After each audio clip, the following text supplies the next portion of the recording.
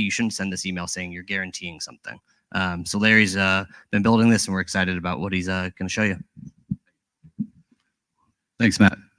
So basically, that's what we do. So thank you. Good job, Larry. That was the easiest presentation ever. Thank you, Matt. So from here, we could talk about pricing. I don't know. What do you want? Business model. No. So everybody has email, right? Everybody has social media, texting. Well, in the financial institutions, all the financial institutions are regulated, right? So there's the SEC and FINRA have rules and regulations around what you could send out.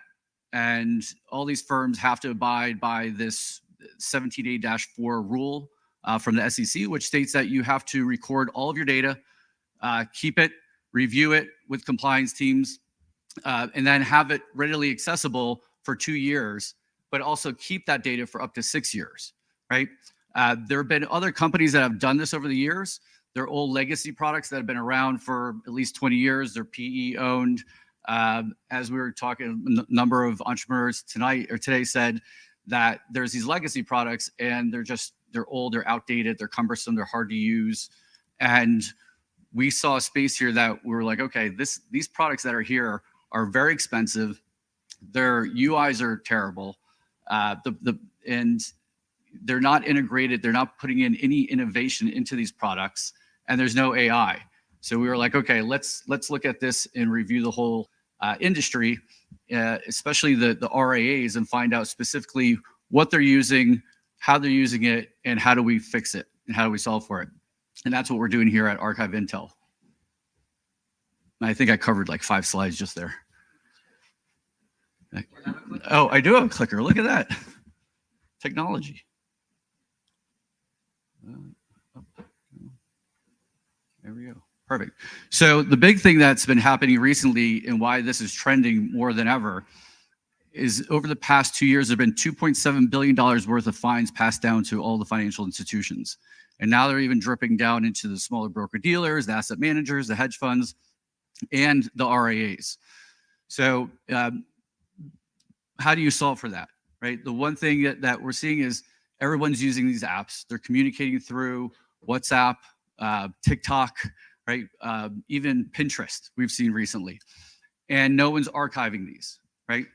So eventually they're easily going to get audited and fined and be in trouble. So because we're young, we're early, we can come in and quickly implement and integrate with any of these other chat apps out there, whether it's WebEx Chat, Bloomberg, IB, or even StockTwits, right? So we'll be adding StockTwits here recently, or in the next month or so.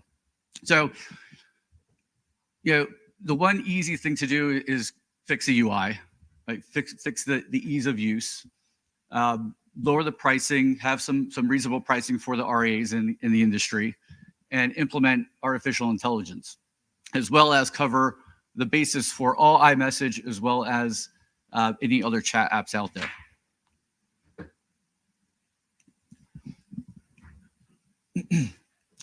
As I mentioned before, we have the SEC requirements in FINRA, modern UI that we're implementing.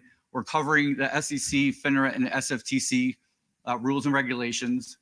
We're a SaaS-based company compared to our competitors. They are more enterprise. So for instance, if I have 20 users, I have to pay, if I have 20 users, I have to pay for 50. So with the SaaS-based model, if they have 20 users, they pay for the 20 users. So we're, again, lowering the cost across the board. So what can we do with AI? This is really the more interesting part of compliance than just looking at the emails and social media. Today, the way that the whole process works is all these emails and communications come in, and then they're flagged. There's certain flag keywords about what you can and cannot say. So if I say, I guarantee this return, right, it's going to get flagged, it's going to go to compliance, and then they have to sit there and review that email or communication. The problem is we're sending out hundreds of thousands of emails through a lot of these companies, and it'll say, I do not guarantee this return. So there's all these false positives that are being captured that the compliance teams and analysts have to review on a daily or monthly basis. So there's a huge issue that we could solve with AI. So using AI models and, by using AI models, we could incorporate the rules to reduce the false positives and also remove the total flag keywords altogether. Also, we could be proactive versus reactive. So instead of sending out an email in the first place that says, I guarantee this return, we'll block that email, tell them that they have to rewrite the email that says guaranteed, and then they can send it out. And that will eliminate all of the false positives and also eliminate any flag keywords or communications that the back office has to review. So a lot of things that we could do with AI to improve the processes. We're archiving everything for these firms. A lot of other companies out there are either archiving just email or social media or chats. We're doing it all in one place to make it easy and efficient for the end user. We'll cover Outlook, Gmail, websites, LinkedIn, Instagram, Facebook, X, YouTube. We're adding TikTok, Stock Twits, and a few others. And then on the SMS chat, we're implementing, this is a big part right here because of all the fines. iMessage is one of the key areas that everyone's missing. What the other firms have to do is they have to download an app, and then they have to select another phone number, and then they have to bring all their contacts over. So with iMessage, we could plug right into your Apple phone and archive all that information for you. Now, some people are a little weary about that because then they're getting the chats and the messages from their friends and family that they don't want to archive. So we could route that through through our app, so they don't have those contacts or personal contacts in there. Also, Bloomberg IB, Ring Central, Zoom Chat, they all have SMS phones that we could archive that information easily. And again, it's all inclusive, all-in-one solution. The target market is pretty vast. Here in the US alone, last year, there was over $7 billion spent on the archiving. In the archiving industry, there's over 7 million users in the US alone. Our focus to start is the RIAs with over 15,000 registered investment advisors. And the reason why we're starting there is because they are small businesses, they're entrepreneurs, they can make quick decisions, and our price point in the all-one encompassing solution will cut down on that time spent during that review process. We could also expand outside of the US. We'll do that over time. And we could also go into other industries such as healthcare, government, and education. Our main competitors today are Smarsh and Global Relay. They own the majority of the market. As I mentioned before, these are old legacy products that have been around for quite a while. A lot of firms that have used them have a bad taste in their mouth because they really didn't work that well. They've overpaid for them. The software isn't that efficient. It's not easy. They haven't innovated them. And they also hold their data hostage. So if you want your data out from Smarsh or Global Relay, you have to pay an absorbent amount of money to get it out. With Archive Intel, you own your data. You can export your data at any time, and we don't charge for it. So there's a lot of hidden fees with our competitors where we have a huge advantage that are basic things that you would think all firms do today, but our competitors aren't doing that. There's also a few other small competitors in here, but they're really one-off. They'll just do social media or SMS or email.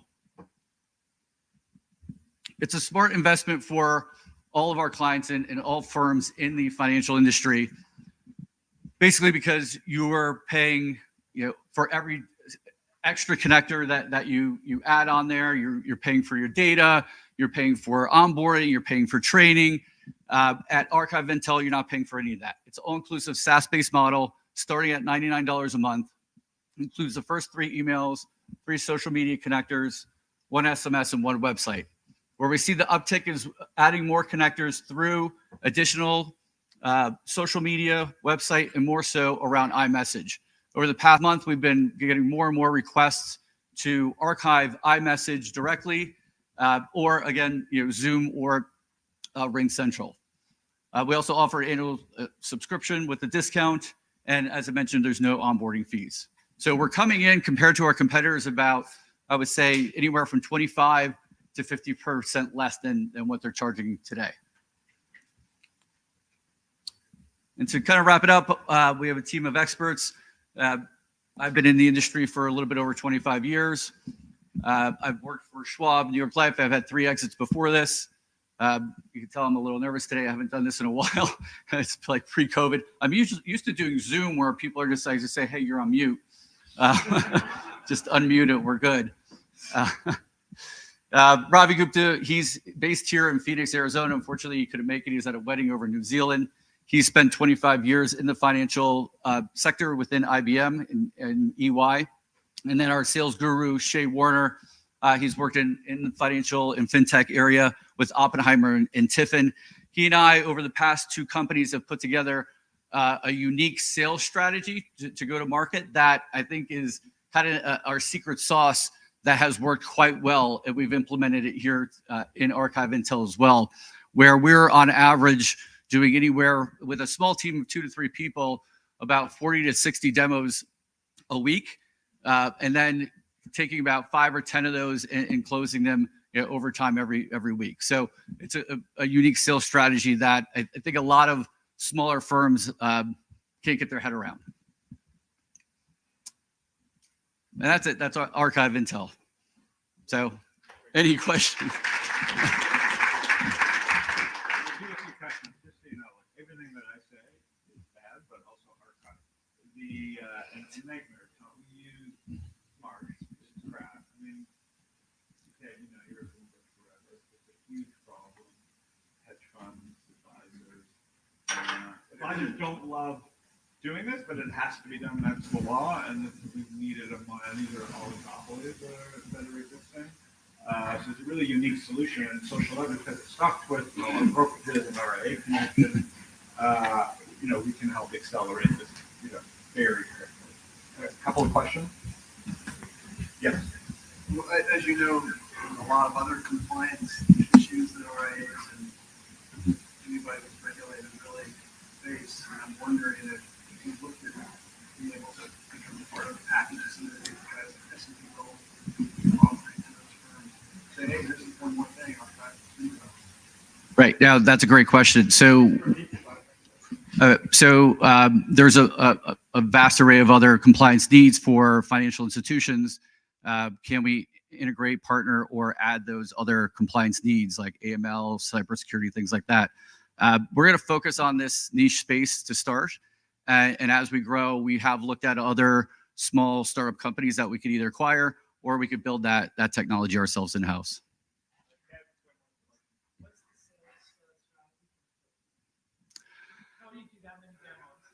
Yeah. So it's pretty simple, really. It's buying a database of all the advisors out there, and there's a few firms that offer it. There's one really great one called Discovery Data. And then we send out mass emails every Tuesday and Thursday, then with a follow-up email to those mass emails. And it's about 20,000 each time we send them out. And then we have technology in the back end to review all the marketing and the emails that are sent out to see what is trending and what's the open rate and the click-through rate and if they've gone to our website or not. And then we take those key terms and then utilize those going forward to attract more info or attract the advisors or anyone in the industry around those key terms. So it's really not rocket science. And then we have sequencing on top of that, and we do the same thing for LinkedIn and a few other social media sites. Yeah.